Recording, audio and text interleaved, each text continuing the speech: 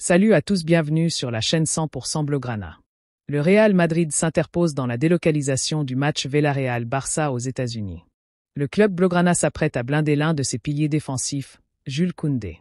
Marc Casado a privilégié le projet sportif à l'argent, un choix devenu exceptionnel dans le football d'aujourd'hui. Avant la reprise du championnat, Joan Laporta tente une stratégie audacieuse pour valider l'arrivée d'une recrue au FC Barcelone. Toutes les informations essentielles sont dans cette vidéo. Restez avec nous, nous vous expliquons tout en détail. Alors que la saison bat son plein, une décision vient d'embraser le débat sur l'équité sportive en Espagne, la délocalisation du match Barça-Villarreal à Miami. Un choix qui divise, et contre lequel le Real Madrid a décidé de monter au créneau. Mardi, le club madrilène, récent deuxième du championnat, a dénoncé publiquement cette initiative. Dans un communiqué ferme, la direction du Real a martelé que modifier unilatéralement ce régime rompt l'égalité entre les concurrents, compromet la légitimité des résultats et crée un précédent inacceptable. Pour les dirigeants, ce genre de décision ouvre la porte à des exceptions motivées par des intérêts extérieurs au strict domaine sportif, mettant en péril l'intégrité de la compétition et, à terme, la fiabilité de ses résultats. Une attaque frontale envers la Liga, qui, de son côté, justifie ce choix par une volonté de renforcer la visibilité internationale du football espagnol. Et au milieu de cette tempête médiatique, le FC Barcelone, directement concerné par cette rencontre, poursuit son travail en interne, avec, là aussi, des décisions fortes, mais d'un tout autre registre. Historiquement, le club catalan s'appuie sur un centre de formation capable de façonner des générations entières de talents. Des pépites qui, une fois intégrées au collectif, deviennent des piliers inamovibles. Entre la bataille institutionnelle autour du match Barça-Villarreal et les choix personnels des jeunes talents, l'actualité du club catalan démontre encore une fois que le football ne se joue pas uniquement sur le terrain. À Barcelone comme à Madrid, les décisions prises aujourd'hui dessineront les contours de la saison, et peut-être bien de l'histoire. Après avoir sécurisé les prolongations de Lamine Yamal, Rafinha et Hansi Flick, le club Blaugrana s'apprête à blinder l'un de ses piliers défensifs, Jules Koundé. À l'issue de la saison dernière, le Barça s'est fixé une double mission. Renforcer son effectif en attirant des joueurs performants, à l'image de Johan Garcia, Bargi ou encore Marcus Rashford, impressionnants lors du Trophée Gampé. Fidéliser ces éléments clés, qu'ils soient des stars médiatisées ou des joueurs moins exposés, mais indispensables au collectif. Initialement recruté comme défenseur central à l'été 2022, Jules Koundé s'est imposé avec brio au poste de latéral droit. Son contrat actuel court jusqu'en 2027, mais le Barça souhaite le prolonger dès maintenant pour 3 années supplémentaires. L'objectif, verrouiller un joueur qui sera au sommet de sa carrière à l'âge de 31 ans. Les négociations avancent rapidement. Deco, le directeur sportif, mène le dossier sans difficulté et la signature pourrait intervenir dès cette semaine, selon des sources proches du club. Cette prolongation s'accompagnera d'une revalorisation salariale, à la hauteur de son importance dans le projet sportif. Koundé a su gagner l'estime de ses entraîneurs successifs, d'abord Xavi puis Hansi Flick. Même ralenti par une blessure musculaire en fin de saison dernière, il a marqué les esprits, notamment avec son but décisif en finale de Coupe du Roi face au Real Madrid.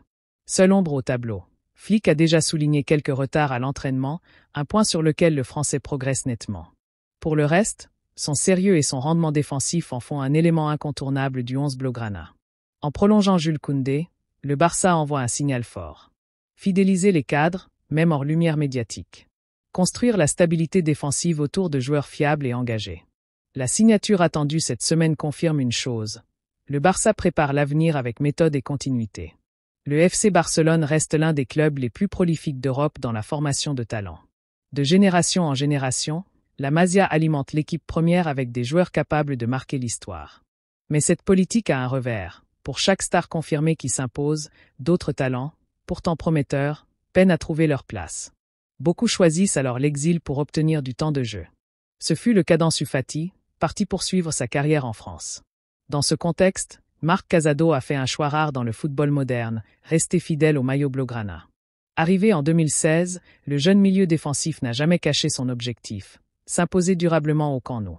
Malgré l'intérêt récurrent de plusieurs clubs étrangers et des offres financières séduisantes, Casado a préféré patienter, évoluer au Barça B et affiner son jeu plutôt que de céder à la tentation d'un départ précipité. Cette fidélité n'est pas due au hasard. Hansi Flick, l'entraîneur du Barça, voit en lui un élément clé pour l'avenir du milieu catalan. Le club, lui, a réaffirmé son importance dans le projet sportif. Conscient de la concurrence féroce, notamment avec la présence d'un Frenkie de Jong au sommet de son art. Casado mise sur sa mentalité, son endurance et sa patience pour attendre son heure. À une époque où la carrière d'un joueur se décide souvent au rythme des transferts records, Marc Casado incarne une forme de loyauté et de patience qui devient rare. Il sait que la route est longue, mais il se tient prêt. Chaque minute de jeu sera l'occasion de prouver qu'il mérite de défendre les couleurs blaugrana et peut-être, un jour, devenir l'un des nouveaux visages du Barça. Marc Casado a choisi de rester. Pas par manque d'options, mais par conviction. Un pari risqué, ou le début d'une belle histoire catalane. L'avenir nous dira si sa patience sera récompensée. Le mercato n'est pas seulement une affaire de transfert, c'est aussi une bataille administrative. À 72 heures de la reprise de la Liga face à Majorque, le FC Barcelone n'a toujours qu'un seul gardien officiellement inscrit. Iñaki Peña, absent des plans d'Hansi. L'urgence est désormais claire. Joan Laporta doit trouver une solution pour enregistrer Joan Garcia, le jeune portier arrivé de l'Espagnol.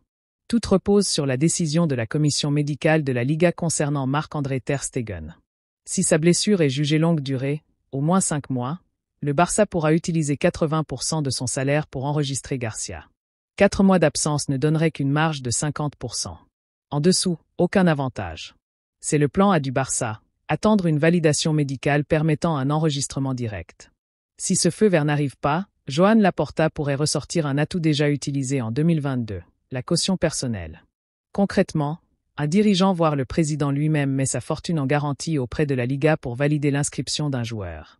C'est ce mécanisme qui avait permis d'enregistrer Jules Koundé il y a 2 ans, grâce à un engagement conjoint de Laporta et du trésorier Ferran Olivé, évalué à 11 millions d'euros. Les agents de Joan Garcia ont déjà été rassurés. Le Barça a ce plan B prêt à être activé à tout moment. Cette capacité à contourner les contraintes du fair-play financier est devenue la spécialité de Joan Laporta. Malgré une situation économique fragile, le président du Barça a toujours trouvé des solutions, parfois spectaculaires, pour inscrire ses recrues à temps. Le club espère toujours que le plan médical suffira, mais la tension monte à mesure que le coup d'envoi de la Liga approche. À 3 jours de la reprise du championnat, 2 scénarios s'offrent au Barça. Plan A, validation médicale de l'absence prolongée de ter Stegen. Plan B, caution personnelle de Laporta pour contourner l'étau financier. Quoi qu'il arrive, une chose est sûre, Joan Garcia sera inscrit, mais à quel prix?